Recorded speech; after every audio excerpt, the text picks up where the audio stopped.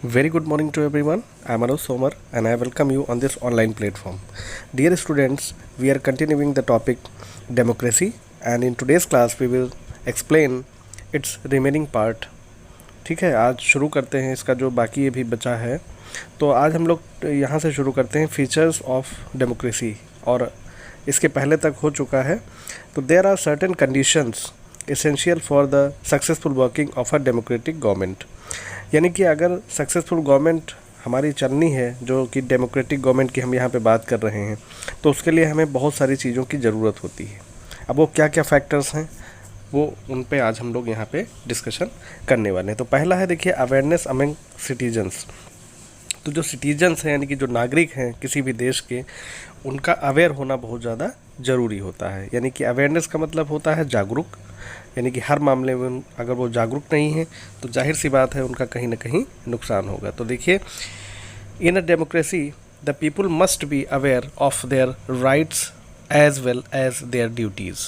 They should also keep themselves informed about the functioning of the government. Political awareness in an important condition of democracy.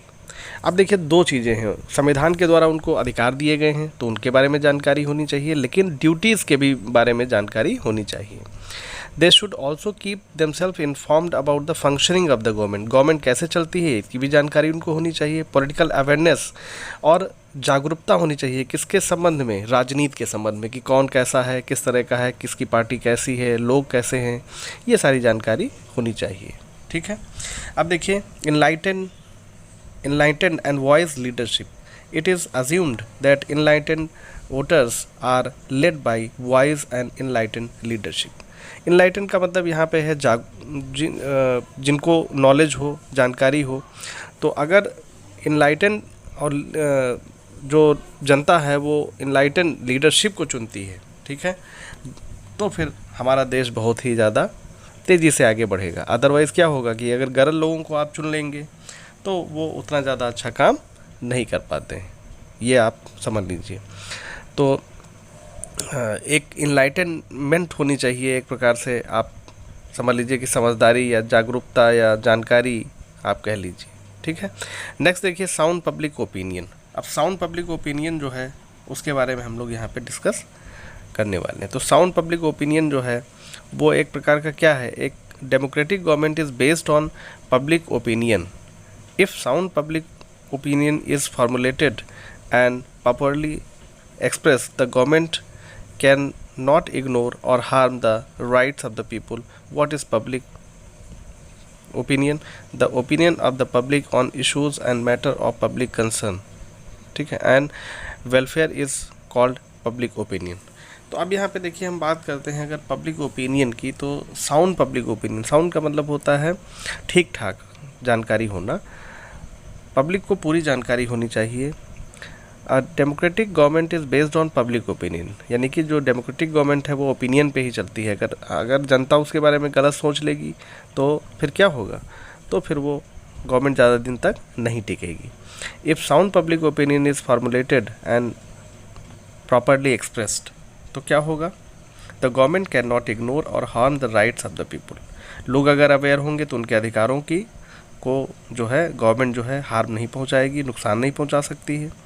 यही जो है what is public opinion. अब opinion क्या है, opinion of the public on the issue of public concern, यानी कि जो जनता से जुड़े मुद्दे हैं उनके बारे में पूरी भी जानकारी होनी चाहिए जनता को, खुद स्वयं को।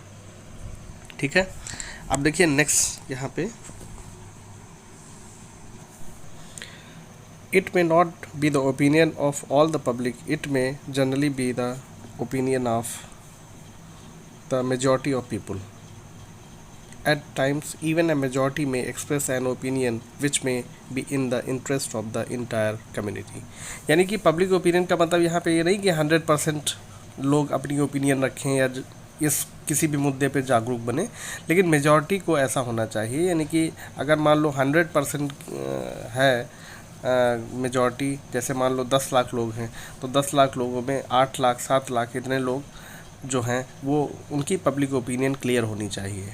ठीक है, उसमें मेजॉरिटी इसको मान लिया जाएगा। अब ये नहीं कि अगर 10 लाख लोग हैं उसमें से 1 लाख अवेयर हैं, बाकी सब सो रहे हैं, तो ये कहा जाएगा पब्लिक ओपिनियन। नहीं कि मेजॉरिटी की अगर हम बात करें तो फिर यहाँ पे ये हो जाएगा। यहाँ पे देखिए जो नेक्स्ट हमारा है टॉलरेंस। टॉलरेंस का मतलब होता है सहनशीलता। तो इसमें देखिए अ democratic government is carried on by the majority. ठीक है, मेजॉरिटी के द्वारा ही गवर्नमेंट चलती है, तो आपको पता ही होगा। But the minority must be allowed to have its say, लेकिन माइनॉरिटी को भी उतने ही अधिकार मिले होने चाहिए। And intolerant majority can destroy the democratic structure based on liberty and equality. देखिए अगर माइनॉरिटी को आप डेमोक्रेटिक सेटअप में इम्पोर्टेंस नहीं देते हैं तो मेजॉरिटी जो है वो डेमोक्रेटिक जो स्ट्रक्चर है उसको बहुत ज़्यादा नुकसान पहुंचाएगी। किस आधार पे? लिबर्टी और इक्वलिटी के आधार पे। ठीक है, it is essential that the majority has the freedom to rule and the minority has the freedom to express its opinion. तो यहाँ पे देखिए बंटवारा किया गया है एक प्रकार से। अगर मेजॉरिटी है, जिसने वोट दिया है, जिसने गवर्नमेंट को चुना है, तो उसको स्वतंत्रता है। ठीक है, फ्रीडम टू रूल, ठीक है, वो रूल करे, शासन करे। लेकिन माइनॉरिटी जो है उसको भी अधिकार है कि वो अपने व्यूज़ को एक्सप्रेस करे, freedom to express its opinion, अपने विचारों को एक्सप्रेस वो करे। अब देखिए नेक्स्ट है डिसिप्लिन्ड सिटीजन। तो citizens should have self control, यानी कि सिटीजन भी ऐसे होने चाहिए जिनका अपने ऊपर कंट्रोल हो। They should have the ability to give up self interest for the welfare of society. और ऐसे सिटीजन नहीं होने चाहिए जो केवल अपने बारे में सोचे, उनको समाज के बारे में सोचना पड़ेगा। अगर अच्छे सिटीजन हैं, अगर देश का विकास करना है तो ऐसा करना पड़ेगा। Citizens should have the ability to accept the view of the majority. और जो ऐसे सिटीजन्स होने चाहिए जो मेजॉरिटी का व्यू है उसको एक्सेप्ट वो करें, इवन इफ़ दे डिसएग्री। फिर अगर वो डिसएग्री भी हैं तब भी उनको एक्सेप्ट करना पड़ेगा उनके व्यूज़ को, क्योंकि वो मेजॉरिटी में है और मेजॉरिटी से ही गवर्नमेंट बनी हुई है। Discipline in parties. तो डिसिप्लिन होना चाहिए पॉलिटिकल पार्टीज़ में।